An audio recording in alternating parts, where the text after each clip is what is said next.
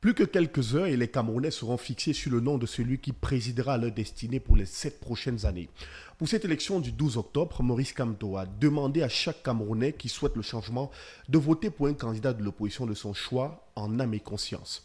Comment comprendre cette position de l'homme qui, depuis 13 ans, lutte pour que le Cameroun connaisse une vraie alternance à la tête du pays? Pour en parler, nous recevons dans le cadre de cette production Maître Roland Diourou, avocat au barreau du Cameroun et militant du mouvement pour la Renaissance du Cameroun. Il est avec nous, on le reçoit dans quelques instants, le temps de marquer cette transition.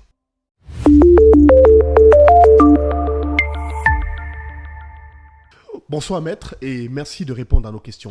Bonjour Monsieur Tenda et merci pour l'invitation. Alors, maître Roland Diourou, comment avez-vous compris le message du professeur Maurice Kamto relatif au fait d'aller voter le 12 octobre prochain? Alors, le premier message que cette annonce nous a transmis très clairement, c'est celui de la participation active à ces élections, c'est-à-dire au vote effectif et donc battant en brèche en quelque sorte les suspicions de boycott qui pouvaient peser légitimement d'ailleurs sur la participation de notre parti et de notre candidat, en tout cas ses sympathisants, à la prochaine élection, quand on sait que de manière barbare et sauvage, sa candidature a été rejetée par le Conseil constitutionnel le 5 août après que Elekam ait pavé le chemin pour cette forfaiture. Alors, cette décision vient justement après que Maurice Kamto ait rencontré 7 des 11 acteurs de l'opposition en lice pour cette présidentielle du 12 octobre. Après également qu'il ait fait le constat que les deux poids lourds du septentrion n'aient pas pu s'entendre pour une coalition forte. Comment comprendre cette attitude, maître, de ces acteurs qui ne parviennent pas à mettre de côté leurs divergences pour permettre justement au Cameroun et au peuple de faire basculer les choses dans quelques jours?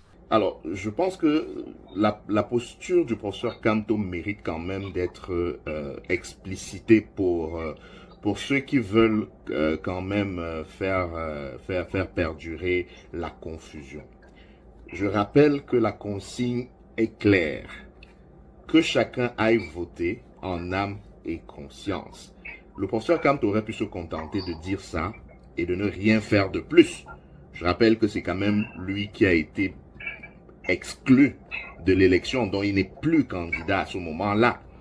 Je ne vois donc pas quelle était l'obligation qu'il avait à s'impliquer plus que ça dans un processus électoral dont il a été arbitrairement exclu. Mais fidèle à sa logique de chercher les meilleures solutions possibles pour provoquer le changement que le peuple camerounais attend, et après avoir, à mon avis, pris le temps de la réflexion, a fini par penser qu'il y avait une méthode qui pouvait garantir que ce peuple-là obtienne au moins l'alternance au bout du scrutin du 12 octobre qui se profile.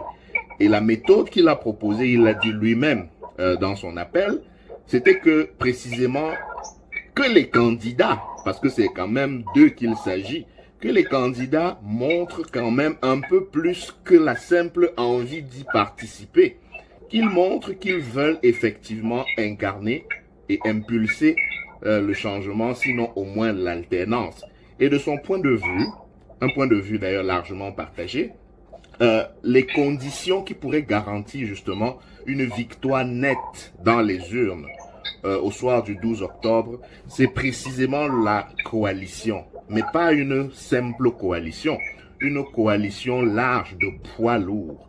Et ayant pris la peine d'identifier à ses yeux parmi les candidats ceux qui pouvaient être considérés comme les poids lourds de l'opposition, il leur a demandé clairement de travailler à proposer au peuple camerounais justement une coalition qui pourra éviter non seulement l'éparpillement des voix, mais également assurer une meilleure surveillance du vote dans les bureaux de vote le 12 pour justement qu'il n'y ait pas de doute possible quant à l'effectivité justement de cette victoire dans les urnes.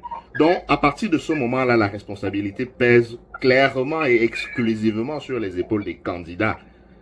C'était à ceux-ci, justement donc, de faire le travail de conviction et de négociation pour justement offrir à ce peuple-là une alternative de vote utile.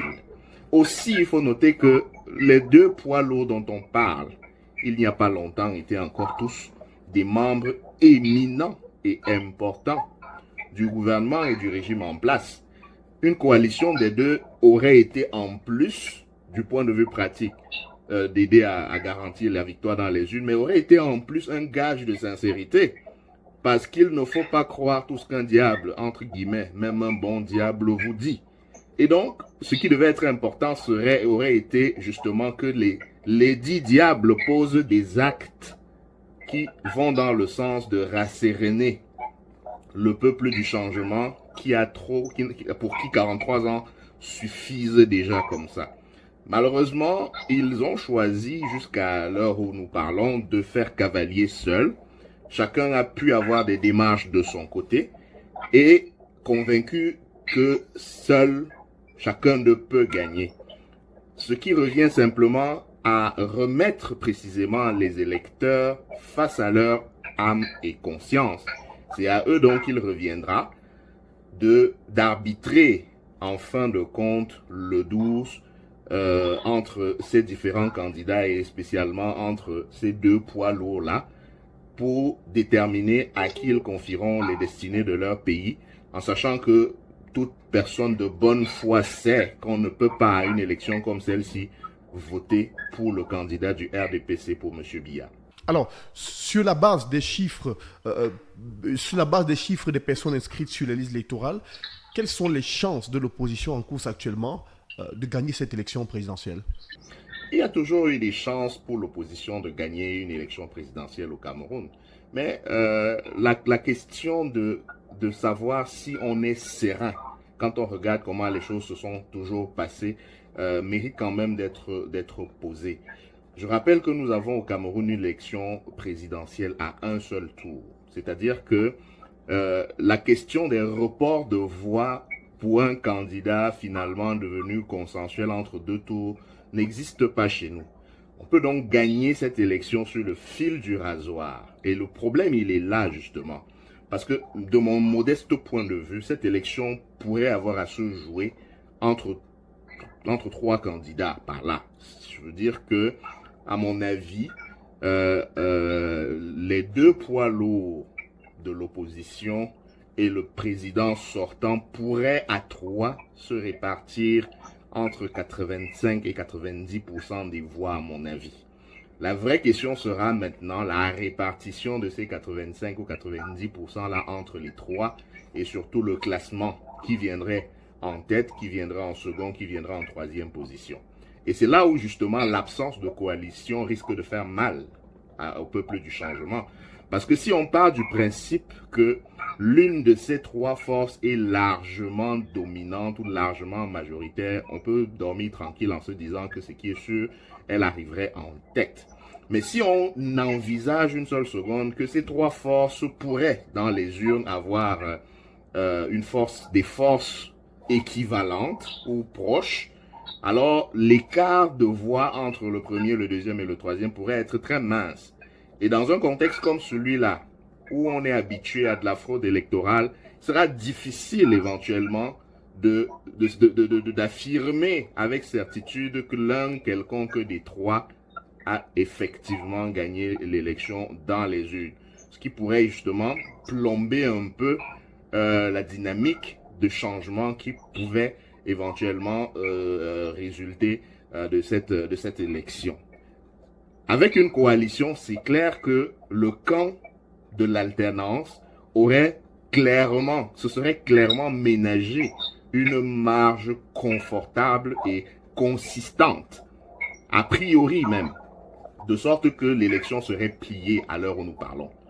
Maintenant, on est obligé de s'armer d'espoir et même d'espérance pour se dire que, espérons que non seulement les électeurs voteront massivement, que de deux, ils voteront massivement contre le candidat du RDPC, c'est-à-dire pour siphonner le plus de voix qui pourraient éventuellement profiter au président sortant, de sorte que dans tous les cas de figure, en tout cas de sorte que dans le meilleur des cas, peu importe le rang qu'occupe l'un ou l'autre des poids lourds, que le président sortant soit classé troisième au sortir des urnes.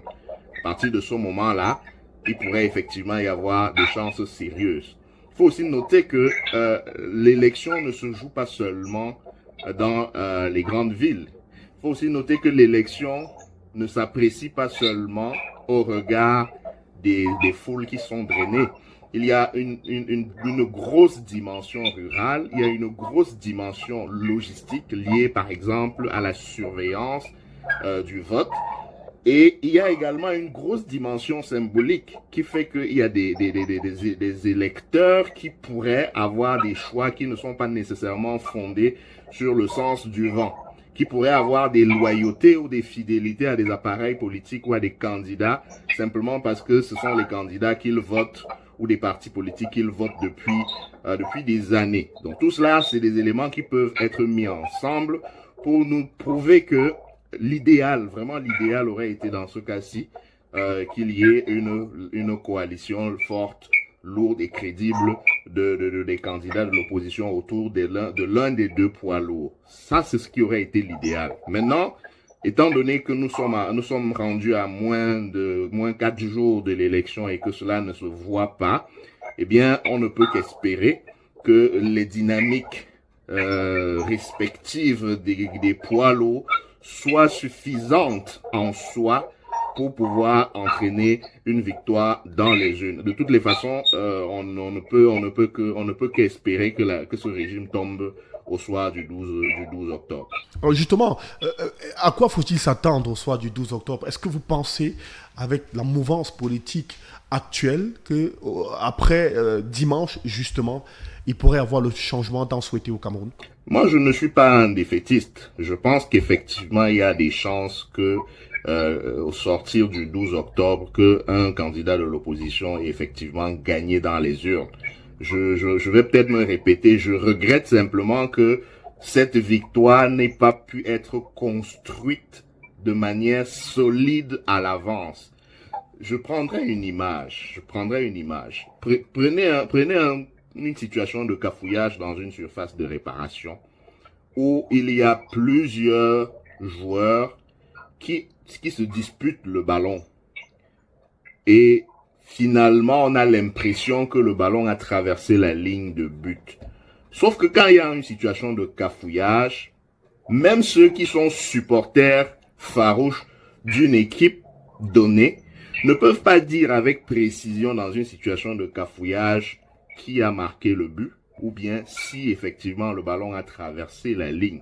Dans un cas comme celui-là, on va faire recours à la VAR, comme vous le savez tous. Or, le problème, c'est que dès lors que justement on est obligé de faire recours à la VAR, c'est celui qui dirige ou qui gère la VAR qui peut effectivement orienter dans un sens ou dans un autre.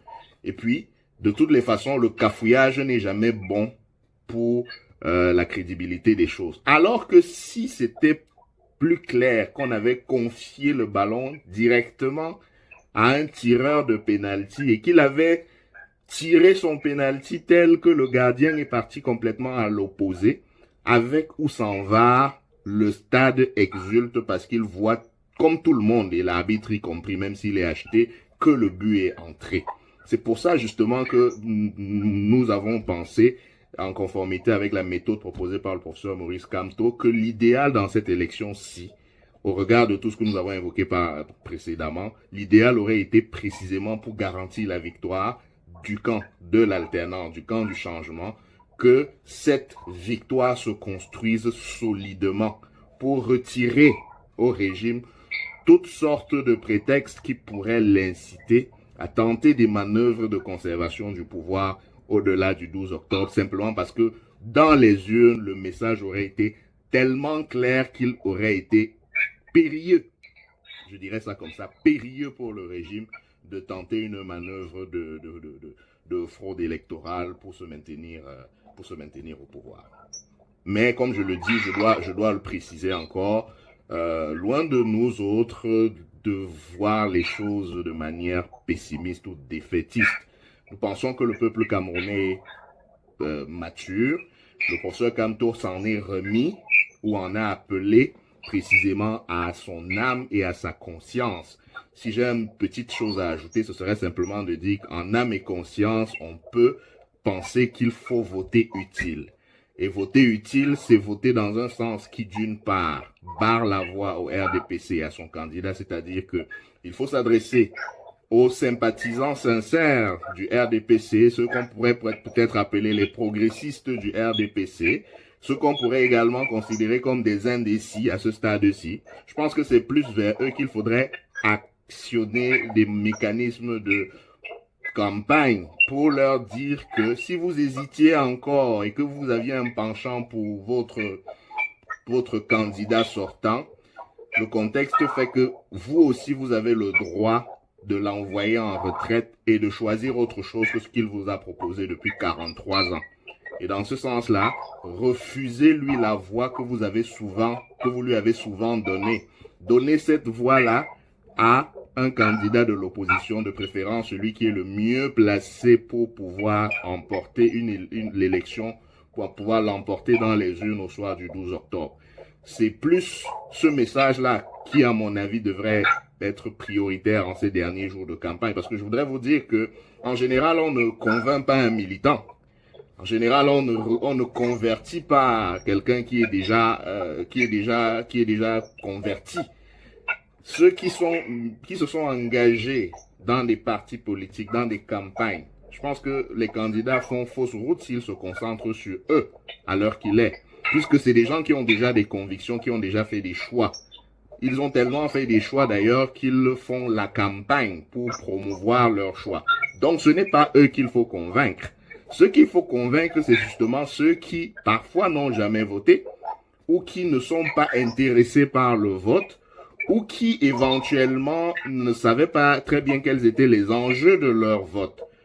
Je pense que ça veut dire simplement que il faut insister sur les indécis, sur les progressistes du camp du pouvoir pour leur dire qu'il y ait également de leur responsabilité d'apporter leur pierre à ce qu'il y ait une alternance au Cameroun au soir du 12 octobre. Et c'est à eux qu'il faut adresser le message du vote utile plus qu'à n'importe quel autre groupe de la société pour leur dire qu'il faut qu'ils se donnent eux-mêmes la chance de voir autre chose à la tête de l'État que ce qu'on a vu depuis 43 ans. Alors, il y a quelques jours, le candidat Biya était en meeting à Maroua. Comme en 2018, il a fait de nombreuses promesses. Quand vous avez regardé ce meeting, Maître Roland Diouf, qu'est-ce que vous vous êtes dit personnellement? Ben écoutez, ça fait 43 ans qu'on est habitué à du recyclage, Monsieur Tenda. Laissez-moi vous dire que c'est à peine si on regarde les sorties ou les meetings éventuels de Monsieur Biya. D'ailleurs, il a quand même eu l'outrecuidance en pleine campagne électorale de s'autoriser un court séjour privé à l'étranger. Et quand il revient pour faire ce que vous appelez campagne électorale, il faut dire qu'il annonce plutôt une visite officielle à Maroua. C'est-à-dire que vous êtes président de la République de votre pays et vous faites des visites officielles dans des villes de votre pays en pleine campagne électorale. Donc, moi, je pense que c'est largement suffisant comme manœuvre pour que ceux qui éventuellement ont des doutes comprennent que notre pays n'est pas dirigé. En tout cas, on n'a pas de direction actuelle. D'ailleurs, ce qui m'a le plus intéressé dans ce meeting, c'est de voir l'état de déliquescence personnelle, physique, peut-être même intellectuelle ou mentale, de ceux qui occupent les plus hautes fonctions de l'État. Je ne vais pas vous parler du discours creux et absent de celui qui fait office de président de l'Assemblée nationale du Cameroun. Ça montre encore une fois que ceux qui soutiennent le RDPC, ils ont une responsabilité aujourd'hui. Ils n'ont aucune obligation de voter pour leur champion. Ils sont des citoyens comme tout le monde. Ils ont le droit de vouloir autre chose. Ils ont le droit de voter contre la continuité de quelque chose qui ne leur profite même pas à eux aussi. Donc ça, c'est le message que ce meeting m'a permis de noter. Ce message a surtout parlé aux militants du RDPC et au soutien du régime. Ce message, c'est à eux qu'il s'adresse. Ce meeting leur dit que si vous continuez de nous maintenir là comme si le pouvoir était devenu une maison de retraite, vous n'aurez qu'à vous en prendre à vous-même. Donc c'est à eux de comprendre ce message-là. C'est à eux de faire ce qu'il faut pour donner le coup de pouce décisif qu'il faut pour que justement nous ayons l'alternance au soir du 12 octobre 2025. Alors, on a vu que plusieurs candidats sont effectivement en train de se déployer actuellement, mais il y a une problématique qui revient sur les lèvres de la plupart des Camerounais, c'est que va-t-il se passer après le 12 octobre? Que va-t-il se passer après cette élection précisément? Quel avenir pour la renaissance du Cameroun? Est-ce qu'aujourd'hui le MRC est résolument tourné déjà vers les préparatifs des législatives et municipales juste après la présidentielle? Mais vous posez deux questions en une seule. La première question, c'est qu'est-ce qui va se passer après le 12? Cela va dépendre essentiellement des Camerounais et des candidats engagés dans cette élection et de personnes d'autres. L'après 12 octobre prendra la direction que voudront les Camerounais et les candidats qui sont engagés dans cette élection. Il n'y a pas autre chose à dire que ça. Pour ce qui est du parti politique auquel j'appartiens, le Mouvement pour la Renaissance du Cameroun, est-ce que nous nous préparons pour les prochaines échéances? Je dois vous dire, Monsieur Tenda, que nous sommes un parti sérieux. Nous avons toujours préparé toutes les échéances de manière sérieuse. Maintenant, répondre directement à votre question ne m'incombe pas. Nous sommes une formation politique disciplinée et organisée. Nous attendrons le moment venu que les instances compétentes prennent les décisions qui s'imposent quant à la suite à donner à notre activité sur la scène politique camerounaise. Et à titre personnel, j'espère que ces décisions seront prises à un moment où, et en conformité avec les résolutions de notre dernier Conseil national, notre leader aura repris les rênes de notre machine, de notre appareil politique pour conduire ensemble vers ces nouveaux enjeux, vers ces nouvelles échéances-là. Et donc, pour me résumer sur ce point, je dirais simplement que le moment venu, les instances compétentes de notre parti indiqueront la conduite à tenir par rapport à cela. Merci infiniment, Maître Roland Diouf. C'est ici qu'on met un thème à cet entretien. Merci d'avoir répondu à l'ensemble de nos questions. Merci, M. Tenda. Merci également à vous de nous avoir suivis. C'est la fin de cet autre numéro d'Entretien Vérité sur Africa Renaissance TV. Un merci particulier à Martial Essomba qui a chapeauté l'équipe de production de cette émission. Continuez de suivre l'actualité sur Africa Renaissance TV et de vous abonner massivement à nos multiples plateformes. Nous vous donnons rendez-vous très bientôt avec un autre invité, toujours sur la télévision de la Renaissance africaine avec le même plaisir. À très vite.